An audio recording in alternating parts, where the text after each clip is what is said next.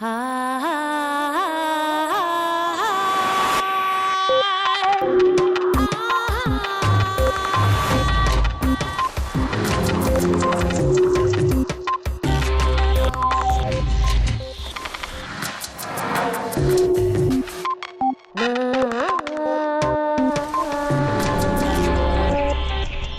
deprimirte, te sientes desvalido y te convences de que jamás mejorarás, y esa convicción prolonga la depresión. Irving Kirsch. En el último capítulo de Redes, Irving Kirsch, director asociado del programa de estudios del placebo de la Universidad de Harvard, charlaba con Ponset sobre el poder del efecto placebo y le explicaba cómo las expectativas positivas suelen generar un efecto positivo. En este capítulo, Kirsch nos hablará sobre el efecto nocebo, también conocido como el gemelo malvado del placebo, y sobre los efectos nocivos que produce. Además, en su sección, Elsa Punset nos dará pistas para aprender a combatir los malos pensamientos que nos impiden llevar una vida más agradable.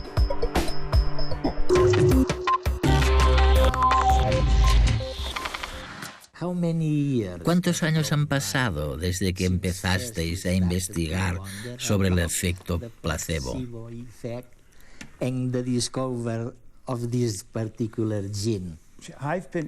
Me interesa el tema desde la década de 1970. Cuando todavía era un estudiante, en los 70, empecé a interesarme por el efecto placebo y por las expectativas, y decidí centrarme en eso. Ha sido la base de mi carrera académica desde entonces. Increíble, ¿no? Sin duda te sientes un poco más feliz que hace 20 años. Me siento mucho mejor, porque ahora, en lugar de saber poquísimo sobre el placebo, sé un poco más, y además soy consciente de todo lo que aún nos queda por conocer, y eso lo hace aún más apasionante. Sigue habiendo mucho por aprender. En este sentido, las personas con genes sensibles al placebo son más fáciles de tratar que las que carecen de dichos genes. O vamos a ver, ¿es una bobada? ¿Y no existen personas con genes que les hagan responder mucho o poco al placebo? Mira, si me hubieras hecho esa misma pregunta hace 2 años, te habría respondido: los datos apuntan a que todo el mundo responde al placebo. A veces lo hace una persona, a veces otra. Eso te habría respondido hace 2 años. Sin embargo, acabamos de finalizar un estudio que creo que se publicará muy pronto, en el que hemos descubierto un gen que predice la respuesta de los pacientes al placebo. ¿Al placebo? Especialmente al placebo, que viene acompañado de una buena relación terapéutica. El estudio estará disponible muy pronto. Este es Vance Vanders. Vance recela de los médicos y, cuando enferma, visita al curandero de su pueblo, en el estado de Alabama, en los Estados Unidos. Este es el curandero, furioso con Vance porque no tenía dinero para pagarle los amuletos que le había preparado. El curandero le hizo un hechizo y le dijo que moriría a los pocos días. 2 semanas después, Vance estaba moribundo. En contra de su voluntad, su familia lo lleva al hospital. Ningún médico pudo encontrar la causa de su enfermedad ni hacer nada que mejorase su estado. Este es el doctor Drayton Doherty, después de que la esposa de Vance le contara lo del hechizo.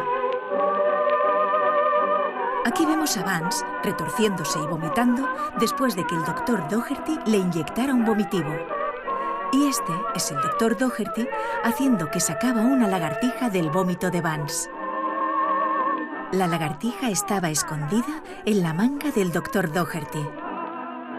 Ahora vemos al médico mostrándole la lagartija a Vance y diciéndole que le estaba comiendo las tripas desde dentro de la barriga. El doctor se había inventado la historia de que había amenazado de muerte al brujo para que le dijera cómo curar a Vance.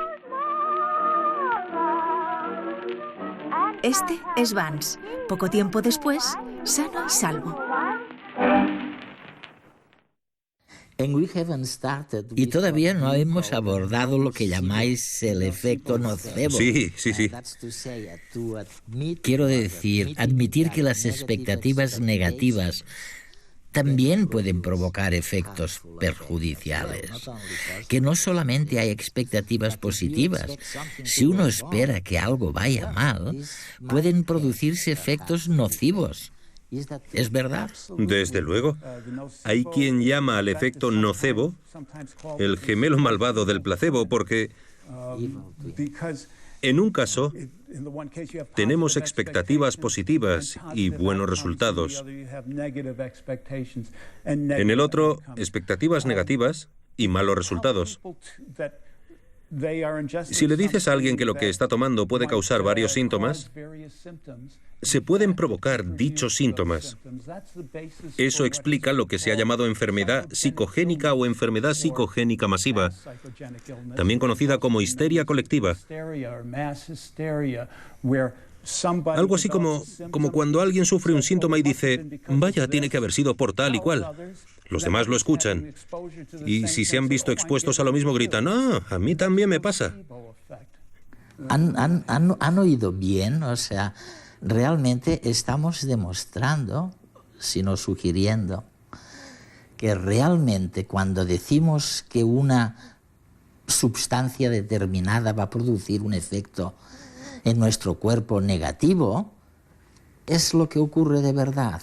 Es algo que, ¿sabes? Lo viví durante 4 o 5 años en Haití. Allí tuve la ocasión de aprender un poco sobre el vudú.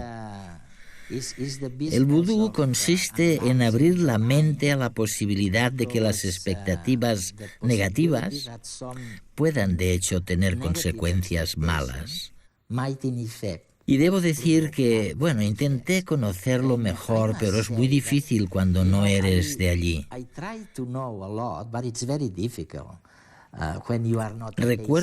Recuerdo muy bien que de noche se oía música desde Pétionville, bam, bam, bam, bam, a lo lejos, en las casas donde obviamente se estaban celebrando algunos rituales de vudú. Y también recuerdo ir por la calle y ver a una persona presa de la desesperación, que se creía víctima del vudú. Pero jamás pude saber si los que lanzaban maldiciones de vudú las lanzaban de verdad. ¿Habéis observado algo así en cualquier caso? Un antropólogo llamado Cannon estudió el fenómeno de la muerte por vudú y llegó a documentar casos de personas a quienes los hechiceros, los que practican el vudú, les habían dicho que morirían, que estaban malditos, que iban a morir. Y en algunos casos la gente murió de verdad. Por supuesto, es difícil saberlo con certeza basándonos en casos individuales y evidentemente no es algo que podamos estudiar experimentalmente, pero los casos están allí y hay incluso explicaciones médicas para ello. Estas personas literalmente se murieron de miedo.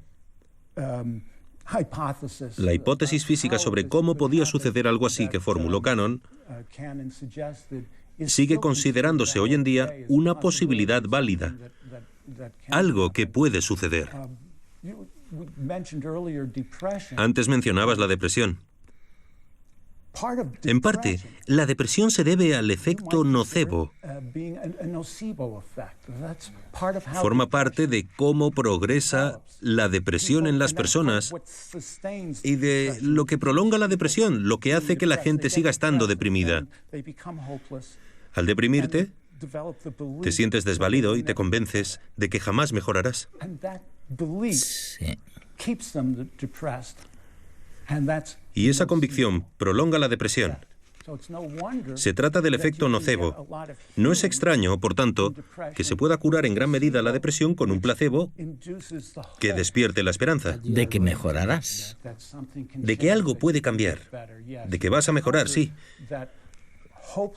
La indefensión del efecto nocebo se ve contrarrestada por la sensación de, sí, quizá pueda. Normalmente no es una certeza, pero incluso ese quizá pueda supone una expectativa optimista que promueve la sensación de bienestar y ayuda a mitigar la depresión. Si bien abundan los relatos de personas que fallecen después de ser maldecidas, los informes médicos que documentan este tipo de muertes son casi inexistentes. Tampoco es posible estudiar estos casos en el laboratorio, pero, de ser ciertos, se sospecha que podrían ser causados por un miedo muy intenso. El efecto nocebo se comprende cada vez mejor y es mucho más cotidiano de lo que solemos creer. Por ejemplo, entre los pacientes que padecen efectos secundarios de algún tratamiento médico, en muchos casos, esto no se debe al tratamiento en sí, sino a la mera creencia de que podrían sufrir esos efectos. En los ensayos clínicos de nuevos fármacos, alrededor de un cuarto de los pacientes en el grupo de control, o sea, pacientes que reciben placebos, también experimentan los mismos efectos secundarios dañinos que los que reciben el medicamento de verdad. Y cerca del 60% de los pacientes en quimioterapia sufren malestares antes de comenzar el tratamiento. Las personas que creen tener un riesgo alto de contraer algunas enfermedades son más propensas a adquirir estas dolencias que las personas que no tienen esa creencia. Mujeres que creían que eran particularmente propensas a ataques al corazón tenían casi 4 veces más probabilidades de morir de enfermedades coronarias que otras mujeres con los mismos factores de riesgo. A veces, los peores hechiceros no están en la calle, sino dentro de nuestros cerebros. Me gustaría sacar 3 conclusiones de lo que has dicho. La primera es que el propio acto de administrar un fármaco activa una cascada de flujos bioquímicos. Y no es en absoluto simple. Pero por otro lado, se desencadena una cascada de sucesos, no uno solo. Sí, así es. Por tanto, hay que tenerlo en cuenta. La segunda conclusión es que el efecto de condicionamiento del placebo puede usarse para mitigar el dolor. Sí, esto ha quedado perfectamente demostrado y sabemos que es cierto. Y la última conclusión, seguro que te suena, porque es un clamor que se oye por doquier. Se trata de que el nombre de placebo debería cambiarse, que ha habido tantas tergiversaciones de los efectos, positivos o negativos, del placebo, que os gustaría dejar de llamarlo así y os gustaría llamarlo de otra manera, por ejemplo, curación contextual. Sí, se han propuesto muchas alternativas. Curación contextual es una y muy buena. Respuesta al significado también está muy bien. Es un término acuñado por un antropólogo en la Universidad de Michigan, Dan Moorman, y me parece excelente. El problema, en mi opinión, es que es muy difícil cambiar el lenguaje. No creo que vaya a suceder. Para bien o para mal, nos quedaremos con el término placebo. Sin embargo, una de las cosas que he constatado, y creo que ha empezado a pasar ahora, o por lo menos en los últimos 10 años, primero entre científicos y médicos, y luego los medios de comunicación se han ido interesando más por el tema, es que la connotación de la palabra placebo, la sensación que suscita, está cambiando. Poco a poco va siendo cada vez menos negativa.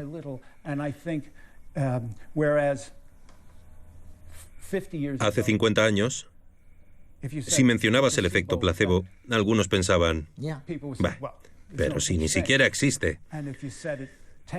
Y hace 10 años te decían, ah, sí, pero eso es lo que intentamos eliminar, Porque no es más que el efecto placebo. No queremos que contaminen nuestros medicamentos. En cambio, ahora muchos dicen, el placebo, y lo dicen de otro modo. Realizamos un estudio hace poco en el que administrábamos placebo a los participantes y les decíamos que lo que recibían era placebo. Eso era impensable hace unos años. Lo que hicimos fue explicárselo. Mira, para la enfermedad que padeces, las pruebas científicas indican que el placebo puede ayudar. Y funciona. Y ahora sabemos por qué sucede. En parte se debe al condicionamiento, a lo que ya conocéis del ejemplo de Pavlov y los perros. Es decir, habéis experimentado antes lo que supone tomar un medicamento. Vuestro organismo ha ido forjando expectativas positivas relacionadas con la toma de nuevos fármacos. Esta pastilla no contiene ningún medicamento. Solamente es azúcar. Pero el ritual de tomarlos ayudará a aliviar los síntomas. Y funcionó. Hemos publicado el estudio en una revista médica. Lo que nos lleva a la mente, al contexto mayor de la mente. Hay una última cosa que me encantaría que les contaras a los telespectadores. Cuando van al médico o a alguien que creen que puede ayudarles, pueden recibir cápsulas, píldoras o inyecciones. Al parecer, tenéis una hipótesis sobre cuál de las tres es más eficaz. Aparentemente, ¿puedes decirnos cuál de las tres me iría mejor? De hecho, sabemos cuál es más eficaz. Sabemos que las cápsulas son más eficaces que las píldoras, que las inyecciones van todavía mejor que las cápsulas, que 2 píldoras funcionan mejor que una sola, y 4 todavía mejor. Y también sabemos que el placebo más eficaz de todos es la falsa cirugía. La cirugía que en realidad es placebo. Se ha practicado en algunos ensayos clínicos donde tras realizar una incisión a los pacientes se los volvía a coser sin ninguna intervención más. El efecto placebo es tremendo.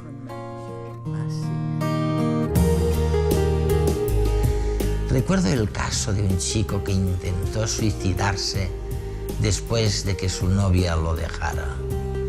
No recuerdo su nombre, pero sí que se había tragado de una vez las 29 pastillas que tenía en su mesa de noche y que al sentir que se estaba muriendo se arrepintió de lo que había hecho. Un vecino lo llevó al hospital. El chico llegó tembloroso, con una presión sanguínea muy baja y su respiración era casi inexistente.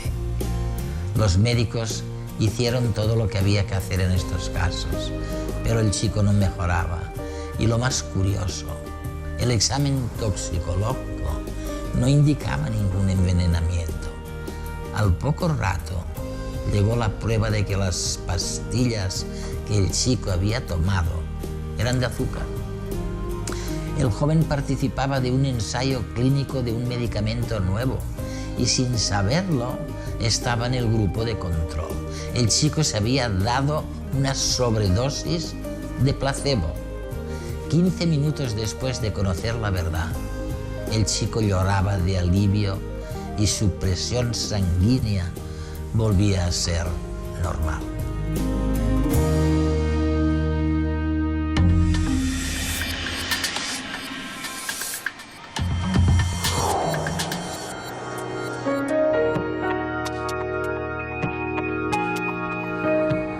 En el programa anterior vimos cómo los pensamientos positivos pueden facilitar que consigamos nuestras metas. Hoy veremos que nuestros pensamientos son un arma de doble filo. Con ellos también podemos morir de miedo, enfermar de pena, languidecer de aburrimiento, volvernos agresivos o simplemente contagiarnos de la tristeza de quienes nos rodean. Y es que estamos divididos entre las ganas de alimentarnos con pensamientos y emociones positivas y la tentación de caer en lo negativo. Estos pensamientos negativos nos tienden pequeñas trampas peligrosas para nuestra salud mental y física. Vamos a descubrir formas prácticas para despistarlos y hacer la vida más agradable. Vicenç Oliver, director del Institut Gestalt de Barcelona, estuvimos juntos hace muy poco hablando de cómo podemos potenciar los pensamientos positivos en nuestra vida diaria para vivir mejor. Y hoy estamos hablando de cómo los pensamientos negativos están dentro de nosotros a veces sin que nos demos cuenta. ¿Qué podemos hacer para detectarlos? Por ejemplo, en la pareja. Uno de los grandes miedos que hay en el fondo es un miedo al abandono. Entonces hay gente que se protege de muchas maneras, a veces dejando a la pareja antes de que me dejen, a veces haciendo todo para que no me deje. Es decir, entonces ese miedo al abandono es sencillamente una experiencia que igual la persona ha tenido años atrás, que se sintió abandonada, sola, lo que sea, y que lo proyecta en la relación. Por tanto, es muy importante hablar con la pareja, la comunicación es básica. Se dice que la comunicación es el mejor afrodisíaco que existe. Es decir, si nos comunicamos bien, la pareja funciona. Por ejemplo, en la relación con los hijos, ¿qué dirías tú que es un pensamiento negativo, un patrón de pensamiento negativo típico? Un poco, bueno, ¿qué pasará cuando sean mayores? Caerán en las drogas, digamos, serán personas que aprovecharán la vida. De alguna manera, los padres a veces generamos o podemos generar una culpa previa a ver los resultados, ¿no? Culpa que no ayuda. Yo pienso que ayuda mucho más la confianza, el afecto, el cariño y sobre todo, vuelvo otra vez lo de antes, la buena comunicación con los hijos, de poder hablar de todas las cosas y eso va relajando muchos miedos. Si te hablo de trabajo, ¿qué me dirías? ¿Dónde están los miedos escondidos ahí? Hombre, evidentemente los miedos, dada la situación actual, es a perderlo o a no tenerlo o, en fin, a no encontrar otro o a buscar, etcétera, etcétera, ¿no? Y otra vez lo mismo, si uno enfoca el futuro con miedo, tiene muchas más posibilidades que ese miedo se realice. Es decir, que entonces, ¿de qué manera enfocar el futuro confiado, con ganas? El cambio más importante empieza siempre por dentro. Y a partir de ahí salimos al mundo. Pero si salimos al mundo ya con miedo, con fantasías catastróficas, va a costar mucho más. Vicenç, hay un ámbito de la vida que nos afecta a todos desde que nacemos, que yo creo que está plagado de pequeñas minas de negatividad, y es el del envejecimiento, cómo envejecemos, ¿no? ¿Qué podemos hacer con esto? ¿Cómo lo ves? A medida que uno se va haciendo mayor, se da cuenta que tiene menos tiempo por delante y tiene menos fantasías de cambio. Pero eso realmente es una interpretación muy limitadora. Y la riqueza máxima siempre es el aquí y el ahora, el vivir el momento presente, ¿no? Es cierto que nuestra cultura privilegia más la vida en una franja, ni los muy pequeños ni los muy mayores. Pero hemos de ir más allá de esos estereotipos. La vida va desde muy pequeños a muy mayores y hemos de saber vivir todas las etapas. Y si pensamos que la vida es un proceso de aprendizaje continuo, pienso que eso nos puede dar otra visión. Muchos pensamientos negativos se esconden bajo el disfraz de miedos. Tus miedos funcionan así. Imagina que alguien se ha instalado en tu cabeza sin que le hayas invitado. Te acompaña a todas partes y te da órdenes. Tú le obedeces y al final te crees que haces esas cosas porque quieres. No vayas a fiestas porque no sabrás qué decir. No cojas el metro porque te podría faltar el aire. Pero hay que plantar cara a los miedos y desenmascararlos. Solemos temer determinadas cosas, sobre todo lo que tiene que ver con las carencias y con sentirnos vulnerables. ¿Cuáles son tus miedos? Hola. ¿De qué tienes miedo tú? ¿De qué tengo miedo? El principal miedo es la salud. Pues tengo miedo de la muerte de mis familiares. Muy bien. De la mía. De las cucarachas. Yo también. Sí. Pues de no conseguir realizarme profesionalmente. De la misma gente tengo miedo a veces. De las serpientes. ¿Mucho miedo a las serpientes? ¿Es una fobia? I've just turned a very significant age and my fears are that I'm getting old. El miedo de lo que vas a pasar aquí en Europa, en toda parte del mundo. ¿Tienes miedo a algo? A lo que no se ve, supongo, ¿no? Como lo que no se palpa, lo que se siente y no sabes qué es lo que es. Qué bueno, gracias. Llevados al extremo, los miedos se convierten en fobias que nos impiden funcionar normalmente y necesitan ser tratadas por especialistas. Pero en nuestro día a día pagamos un precio alto por dejar que nos invadan pequeños miedos e influencias negativas. Pasamos horas centrados en nuestro trabajo, en recuerdos tóxicos, en bloqueos psicológicos y nos resentimos en cuerpo y mente. ¿Cómo podemos prevenir buena parte de estas influencias destructivas? Por ejemplo, con un menú de buenas influencias.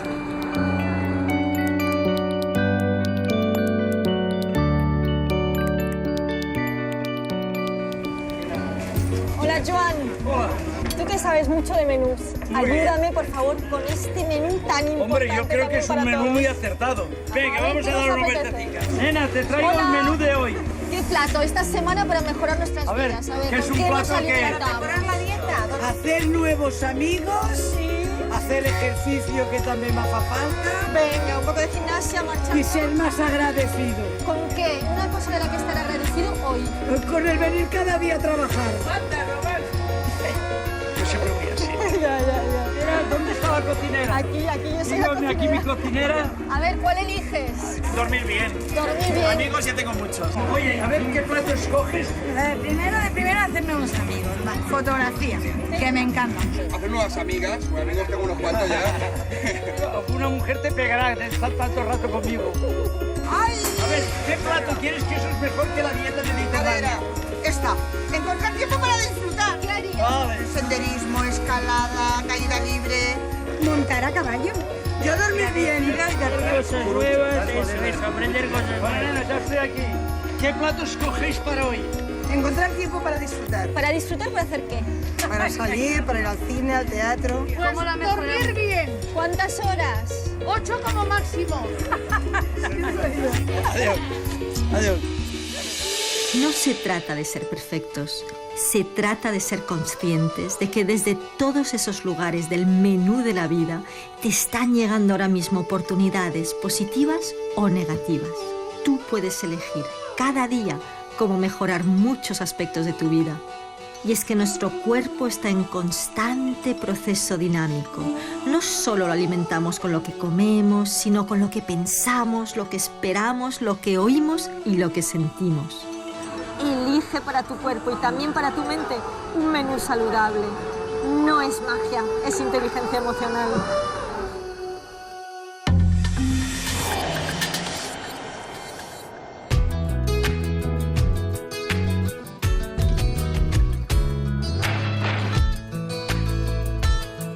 He oído hablar de la antimateria. ¿Qué es?